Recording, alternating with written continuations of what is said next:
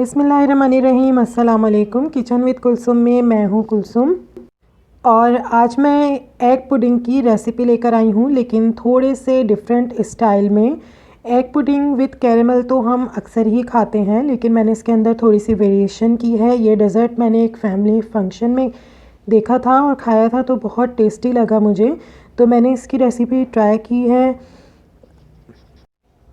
उम्मीद करती हूँ कि आप लोगों को भी ये रेसिपी पसंद आएगी। तो चलें शुरू करते हैं। सबसे पहले इसके लिए मुझे एग पुडिंग बनानी है। तो देखते हैं एग पुडिंग के लिए मैंने यहाँ पे क्या क्या लिया है। सबसे पहले मैंने 1.5 कप मिल्क लिया है। ये थोड़ा सा गर्म है, इसके अंदर हमें चीनी मेल्ट करनी है, इसलिए मैंने यहाँ पे ये गर्म दूध लिया है।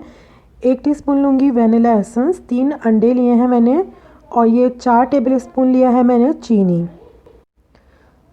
सबसे पहले एक बड़ी पतीली में मैंने पानी लिया है और उसके ऊपर ये मैंने एक पुरानी सी छलनी उल्टी करके रख दी है। आपको इसे स्टैंड भी रख सकते हैं और इसको मैंने कवर कर दिया है, आंच तेज़ कर दी है ये स्टीम बनाने के लिए।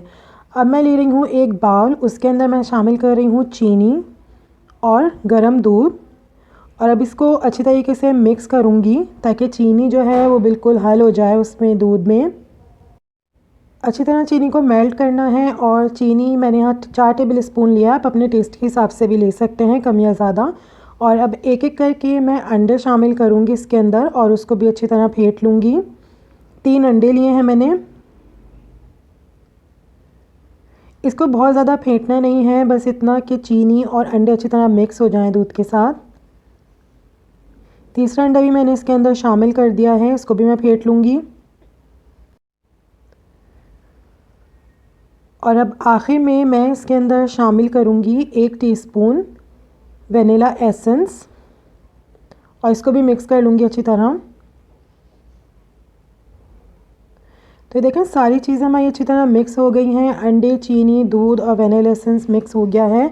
अब मैं इसको एक स्टेनर की मदद से छान लूँगी। जिस बाउल में हमें पुडिंग बनानी है उसमें ही मैं डायरेक्ट इसको छान रही हूँ ताकि कोई लम्स ना रहे और सब अच्छी तरह ये स्मूथ बिल्कुल हमारा मिक्सचर बने, इसलिए इसको छानना ज़रूरी है।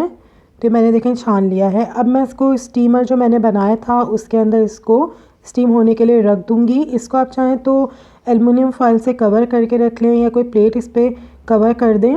मैंने एक्चुअली इसको कवर करना भूल गई थी।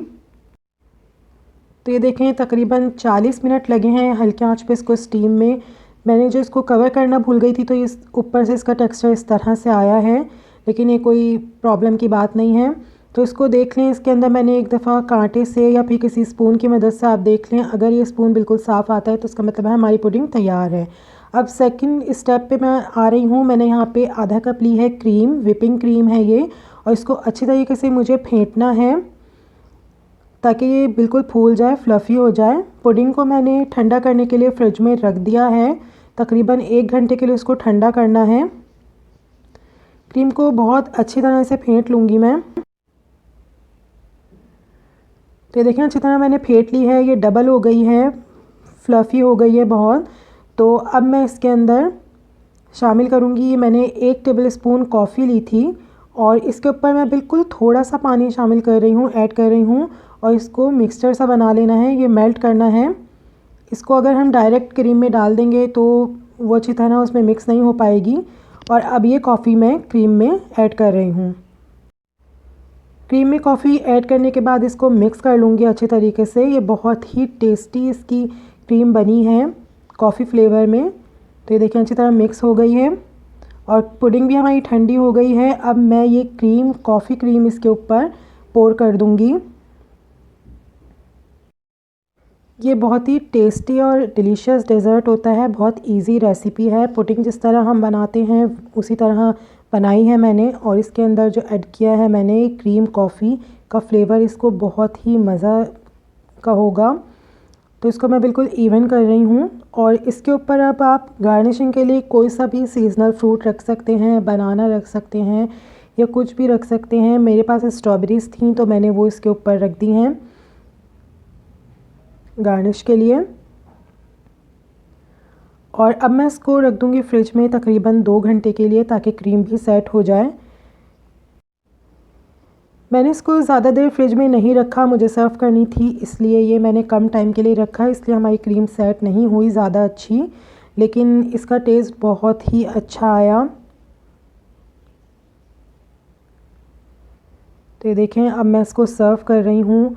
क्रीम जो है हमारी थोड़ी सी इस वक्त मेल्ट हुई हुई लग रही है आपको, लेकिन इसको आप जब सेट करेंगे फ्रिज में रख के तो ये सेट हो जाएगी क्रीम, लेकिन इससे कोई फ़र्क टेस्ट पे नहीं पड़ेगा। ये बहुत ही टेस्टी बनी थी। आपको रेसिपी पसंद आए तो लाइक करें, शेयर करें और मेरे चैनल को ज़रूर सब्सक्राइब करें। साथ में बेल आइकन ज़रूर प्रेस करें ताकि आपको मेरी नई आने वाली वीडियोज़ के नोटिफिकेशंस मिलते रहें। तो ये देखें, ये पुडिंग हमारी बिल्कुल अच्छी तरह सेट हो गई थी क्योंकि मैंने उसको 1 घंटे के लिए फ्रिज में रखा था, लेकिन क्रीम को सेट होने में थोड़ा सा मसला हुआ था। तो ये देखें, लुक वाइज भी बहुत अच्छी है और टेस्ट वाइज भी, इसको ज़रूर ट्राई कीजिए।